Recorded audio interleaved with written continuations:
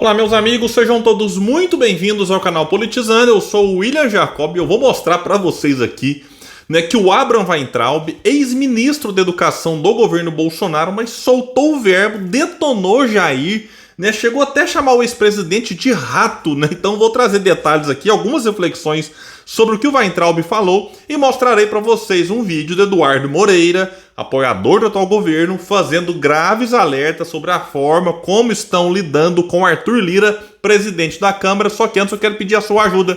Se chegou no canal, dê uma olhada, viu que não está inscrito, se puder, se inscreva, nos dê essa força, ativa aí o sininho das notificações, até confira quem já está inscrito, se o sininho está ativado, porque isso é muito importante, pessoal, assim como deixar o like se gostar do vídeo. Se não gostar, manda o dislike, comenta o que você vai achar e se puder, compartilha, vamos trazer mais pessoas para esse espaço, porque aqui a gente luta por um Brasil melhor. Vamos lá então aqui para o tweet detonador do Weintraub, que disse o seguinte: a culpa do PT voltar é sua, cafetão mentiroso, ladrãozinho de joias. Já sabe aqui de quem que ele tá falando, Pare de se esconder atrás desta escória brifada, covarde, mandar idiotas na frente enquanto se esconde em sua mansão.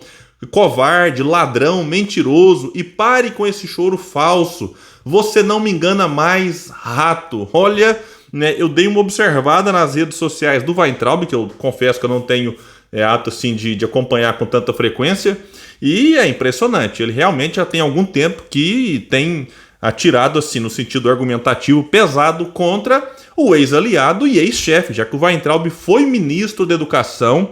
E aqui, eu peço assim, vamos deixar de lado por um momento o que a gente pensa do Weintraub, até porque eu imagino que muitos que a questão são, digamos assim, muito críticos e discordam, por exemplo, de várias coisas que o Weintraub já falou ou ainda fala, e principalmente da sua gestão ali à frente do Ministério da Educação, uma gestão, na minha opinião, desastrosa. Mas avaliemos aqui o que ele disse sobre a culpa do PT voltar a ser de Jair. Aqui, na minha opinião, ele tem razão. E vamos tratar aqui de dois Cs, de duas questões. Se Bolsonaro tivesse feito um excelente governo, o povo teria escolhido continuar, porque no Brasil é assim, no executivo, prefeito, governador e presidente. É como se fosse um mandato de 8 anos com intervalo no meio para o povo avaliar. Opa, tá gostando? Continua, vai mais 4. Não tá gostando de jeito nenhum, então vamos mudar. Foi o que aconteceu. Bolsonaro foi o único presidente eleito que não foi reeleito, desde que Fernando Henrique colocou reeleição, que na minha opinião é uma aberração, tinha que acabar. Por que o Fernando Henrique colocou lá? Já para beneficiar ele mesmo. E segundo consta, é só bater no Google aí, como já foi amplamente divulgado, comprando apoio parlamentar.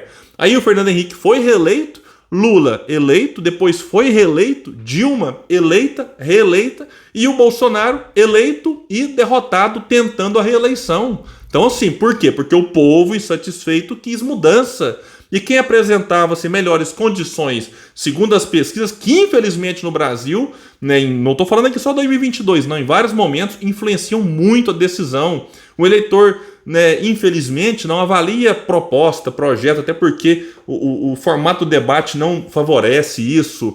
É uma questão no Brasil, assim, muita coisa tem que mudar para que o eleitor passe a valorizar o quê? Proposta, ideia, projeto de país, e não vou votar porque esse está na frente. Não, vou votar porque esse está em segundo. Então, acabou que beneficiou, porque o Lula aparecia já desde sempre. Porque tem ali, o PT sempre teve em torno de 25%, 30% da simpatia do eleitor. E aí já larga com esse percentual e o restante veio por oposição ao Bolsonaro. E aqui, voltando aqui na outra possibilidade aqui, de Lula não ter vencido, já que o Weintraub acusa o Bolsonaro de ser o culpado da vitória do Lula e do PT. É se o Bolsonaro tivesse existido. Porque boa parte do eleitor que votou no Lula, votou por quê? Porque odiava Bolsonaro. E se o Bolsonaro desiste, esse eleitor poderia ter escolhido então outro. Vamos pegar aqui o Ciro, sempre apareceu em terceiro, com altíssimo potencial de voto. O que era potencial de voto? É o eleitor que dizia que ia votar com certeza no candidato ou que poderia votar. Agora, o poderia votar não tinha se concretizado ainda. Por quê? Por diversos motivos. Talvez falem, eu poderia votar, mas não voto porque eu quero o outro aqui que está melhor posicionado. Então, no fim, por exemplo, na campanha de voto útil contra Ciro Gomes, foi um negócio assim, muito violento, inclusive. Você pode gostar, não gostar, discordar de muita coisa do que o Ciro falou, propôs, mas teve uma campanha contra ele muito pesada. né, ali, enfim, com vários, inclusive, artistas que eram eleitores, né, tradicionais, Ciro Gomes, pegando aqui Chico Santa Cruz e o próprio Caetano Veloso. E o Ciro não tinha uma blogosfera, uma rede de canais de blogs para defendê-lo dos ataques que ele sofreu, né, dos blogs, por exemplo, bolsonaristas e também vinculados ali ao Lula e ao PT. Isso acabou, o PT e o Bolsonaro têm, né, muitos sites, blogs, canais.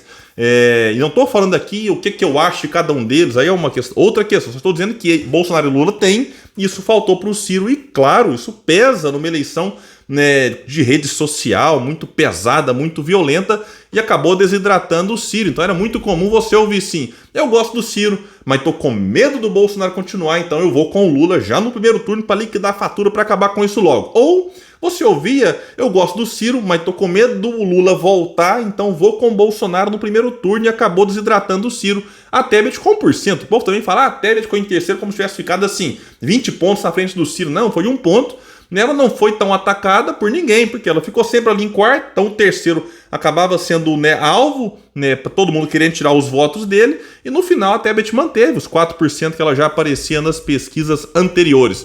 Mas voltando aqui à questão do tweet do Weintraub, quando ele chama o Bolsonaro de cafetão mentiroso, ladrãozinho de joias, aqui ele se refere ao escândalo das joias que vieram da Arábia, parte passou pela alfândega e estava com Jair, né, que já devolveu, depois também que foi obrigado a isso, e parte ficou na alfândega, e o Jair fez de tudo para retirá-las para ir para o seu acervo pessoal, como já ficou evidenciado. O Weintraub fala lá: pare de se esconder atrás dessa escória brifada.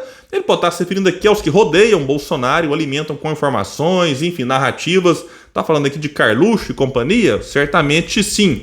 Weintraub diz lá: covarde, mandar idiotas na frente enquanto se esconde em sua mansão.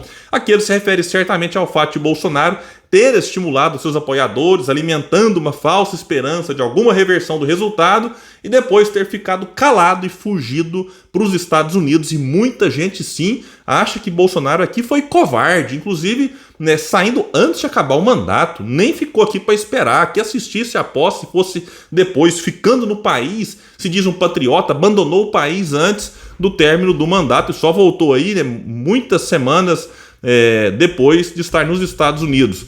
Chama Bolsonaro de covarde, ladrão, mentiroso, e pare com esse choro falso, você não me engana mais, rato. Então, Weintraub reconhece que foi enganado por Bolsonaro. Não quero que nem o Weintraub está mentindo, não está, né? Aí é uma outra questão, mas assim, muita gente se sente enganada, traída por Bolsonaro, né? Eu conheço muitos que acreditavam que Bolsonaro pudesse ser aquela mudança no sistema, o antissistema, que não foi. Bolsonaro foi um completo rendido, né, um completo ali, tanto ao sistema financeiro, Paulo Guedes, até o fim, assim como em relação ao sistema político, lá com Arthur Lira, que os bolsonaristas idolatravam. Trator Lira agora está aí, né, de alguma forma também ajudando o governo Lula. Por quê? O que o Lira quer? Daqui a pouco eu falo sobre ele. Quer estar perto do poder, quer ter influência, é isso que atrai o Lira, e chamou o Bolsonaro de rato no final. Isso aqui também é pesadíssimo. E só para fechar esse assunto, quando eu falo que o Lula se aproveita do ódio que muitos sentem pelo Bolsonaro e vice-versa, Bolsonaro também se aproveita do ódio que muitos nutrem pelo Lula, não quer dizer que eles não tenham eleitores que de fato gostam deles. Claro que gostam, mas não acho que eles representam 51% para o Lula, que foi o que ele teve no segundo turno, e nem ali os 49% que Bolsonaro teve. Muitos foram com um porque não gostavam do outro e vice-versa. E aí, beleza, Lula venceu, tem o direito de governar, de ser elogiado e cobrado. Eu confesso que bajular não é comigo, não tem problema em elogiar o que realmente for bom para o povo, mas não vou passar pano. E eu quero trazer aqui um vídeo muito interessante do Eduardo Moreira, né, bastante pistola lá no seu canal, o canal dele que inclusive passou de 1 milhão de inscritos. Eduardo Moreira, ele tem feito um trabalho, eu considero importante. A gente pode ter uma discordância aqui ou ali, enfim, isso faz parte, mas, né, eu acho que ele é uma das poucas vozes que tem, inclusive, feito críticas e ajudado a população a compreender alguns erros que o governo está cometendo. Vamos lá, então, para essa fala dele aqui, né, alguns dias atrás aí. Todas as vezes que a gente se refere à Câmara dos Deputados, a gente usa a palavra medo do governo. Todas as vezes. Então o Lira, ele teve ali o apoio para se eleger presidente do PT, dos partidos todos da esquerda, porque eles estavam com o quê? Com medo. Com medo porque ele podia criar problema. Aí agora a gente fala que a liderança do blocão, ele também não quer entrar muito em embate, etc., porque ele está com medo. Não sei. E aí é o seguinte, a gente vai tocando essa relação com medo, o governo tem tomado uma surra na Câmara dos Deputados, e a única maneira que o governo vai ter, vamos ser pragmático aqui, sincero, qual a única maneira nessa relação que se pôs entre um governo que tem medo de uma Câmara, que não quer enfrentar a Câmara dos Deputados, que já deu desde o começo um poder gigante para as figuras, que são as figuras mais nefastas dessa Câmara dos Deputados, qual a única maneira que esse governo vai ter para usar para poder aprovar coisa na Câmara? Vamos lá, a vida como ela é. O que ele vai fazer? Vai comprar voto, irmão. É através de emenda. Essa é a verdade da vida. E é por isso que eu, Eduardo, mas tu não é política, tu tem que entender que é difícil. Ninguém acha que é fácil. Agora, eu acho que tinha que ter mais enfrentamento nessa história, desde o começo. Porque se não tiver enfrentamento, aí é o seguinte, assume mesmo que é uma relação de comprar voto para poder aprovar coisa e esquece essa confusão toda. E a questão é, aprovar o quê? Porque agora estão distribuindo emendas aí do orçamento secreto do Bolsonaro para aprovar o arcabouço fiscal, que na minha opinião é um negócio assim, quem está elogiando é o Dória, é o Paulo Guedes, os liberais estão elogiando esse arcabouço fiscal que o Haddad mandou e que foi piorado lá no Congresso pelo relator que é do PP, partido do Lira. Entendeu? Que está tendo de reunir, de tentar articular, de convencer, fazer reunião. É o seguinte, isso aqui é um comércio, a gente vai comprar esses votos, que é o que vai acabar sendo desse jeito. Por isso eu acho que tem que ser mais combativo.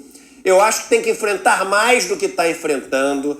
Eduardo, você não sabe como é que é o clima aqui. É claro que o clima é ruim. O Lira é bom de fazer esse negócio. Se o clima parecer bom, aí ele não tem mais valor o que ele vende. Ele vende isso. Ele vende a paz temporária. Ele vende o equilíbrio em desequilíbrio. Ele vende ali aquela sensação efêmera de que está resolvido. É de propósito. Mas eu acho que a tônica a seguir por esse caminho vai ser a mesma das últimas décadas aqui. É o seguinte, para aprovar qualquer coisa é só pagar o preço correto. E dane-se, e vida que toca como sempre foi, com Lira mandando nessa bagaça toda, entendeu? Pois é, tá aí o desabafo do Eduardo Moreira. Quero saber a opinião de vocês. Concordam com ele? Também estão preocupados ou acham que ele exagerou? Eu, particularmente, acho aqui que ele tocou em pontos importantes. Mas é isso, deixa aqui, a opinião de vocês é sempre muito importante. Quem puder, espalha, compartilha esse vídeo. Bora trazer mais pessoas para esse espaço, porque aqui a gente luta por um Brasil melhor. Valeu, gente, até mais!